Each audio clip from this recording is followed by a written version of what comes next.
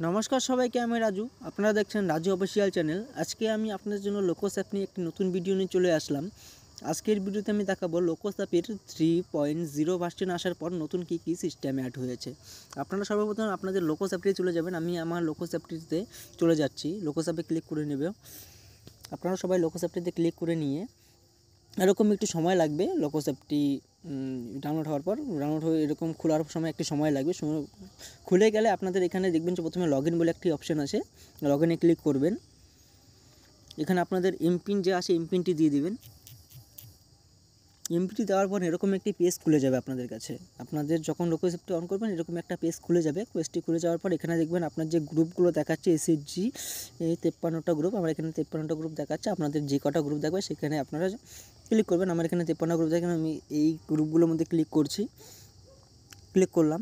Click করার পর এখানে মনে করুন আমার কাছে এই আগমনী গ্রুপটা পেন্ডিং আছে। আপনাদেরকে প্রতিটা ব্লকের থেকে বা ডিস্ট্রিক্টের থেকে কিছু গ্রুপের নাম শেয়ার করতে, যে আপনাদের কাছে এখনও পেন্ডিং পড়ে আছে, সেগুলো গ্রুপ এখনও কমপ্লিট করেননি।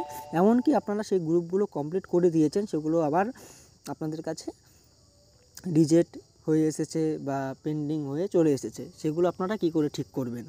সেগুলো ঠিক করার একটাই কারণ আছে। এখানে যে 3 ডটটা আছে, 3 ডটে ক্লিক করবেন। 3 ডটে ক্লিক করে এখানে আপনাদের প্রথমে সেন্ড ফর অ্যাপ্রুভালে ক্লিক করবেন। সেন্ড ফর অ্যাপ্রুভালে ক্লিক করে দেখতে পাবেন যে আমার এই গ্রুপের সবগুলো মেম্বারই ইনকমপ্লিট হয়ে আছে। সবগুলো মেম্বারের বলছে যে ইন্স্যুরেন্স দেওয়া নেই, কেওআইসি দেওয়া নেই, ইন্স্যুরেন্স দেওয়া নেই, এরকমভাবে দেওয়া আছে।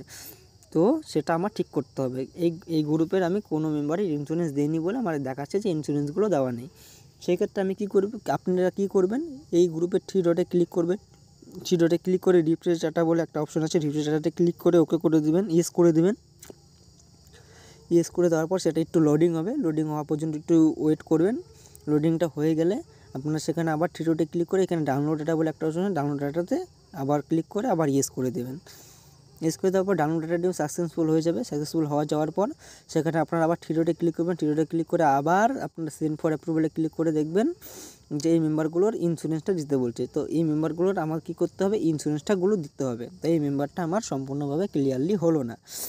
তো এরকম অনেকেই দেখাচ্ছে যে অনেকের মেম্বারের বেসিক ডিটেলস দেওয়া নেই।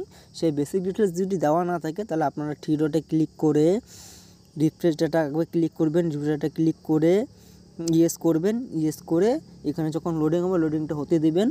লোডিংটা হয়ে দেওয়ার পর লোডিংটা সাকসেসফুল দেখালে সেখানে আপনারা আবার 3 ডটে ক্লিক করে ডাউনলোড ডাটা করবেন। ডাউনলোড ডাটা করে সেমভাবে ইয়েস করবেন। ইয়েস করে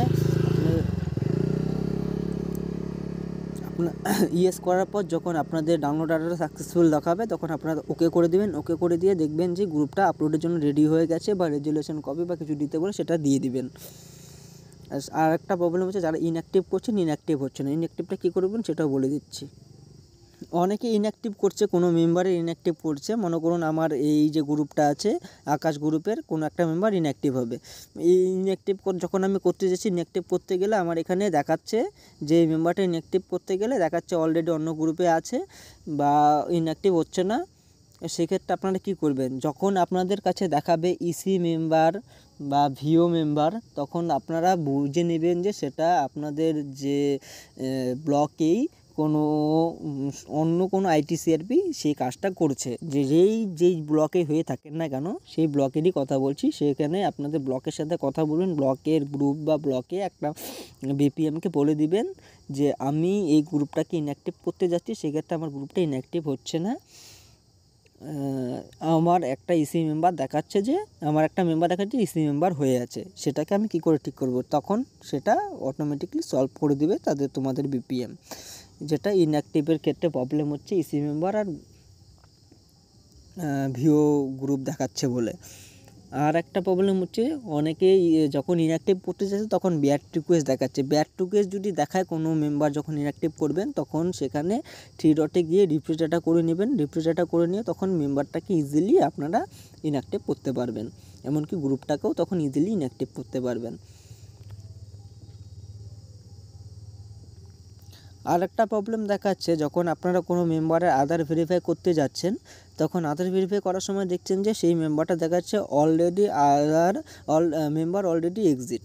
তখন আপনাদের এরকম একটা ইন্টারফেস চলে আসছে, মেম্বার অলরেডি এক্সিস্ট বলে, আপনাদের মেম্বারটা অন্য কোনো একটা গ্রুপে আছে বলেই তখন তাদের দেখাচ্ছে। এখন দেখুন এই যে আমি মেম্বারটাকে এন্ট্রি করতে গিয়েছিলাম, তখন এই মেম্বারটা অন্য একটা গ্রুপে আছে, সেখানে দেখিয়ে দিচ্ছে আপনার স্টেট কী আছে, ওই কোন এসএসজিতে ওই মেম্বারটা অলরেডি আছে, ওই এসএসজির মেম্বারের নামও দেখিয়ে দিচ্ছে যে এই মেম্বারটাই অন্য কোনো এসএসজিতে আছে।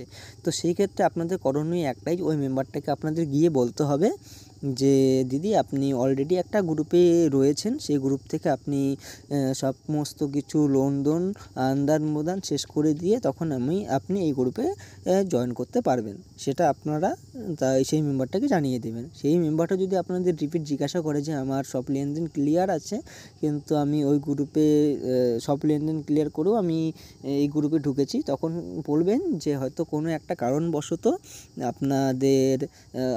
আপনাকে ওই গ্রুপ থেকে বার করতে পারেনি, ওখানকার যে আইটিসিআরপি আছে, ওখানকার আইটিসিআরপি বা সংঘ নেত্রীর সাথে কন্ট্যাক্ট করে আপনি ওই গ্রুপ থেকে বার হয়ে গিয়ে এই গ্রুপেই ঢুকতে পারবেন, নয়তো এই গ্রুপে কোনো মতেই আপনাকে জয়েন করা সম্ভব হবে না।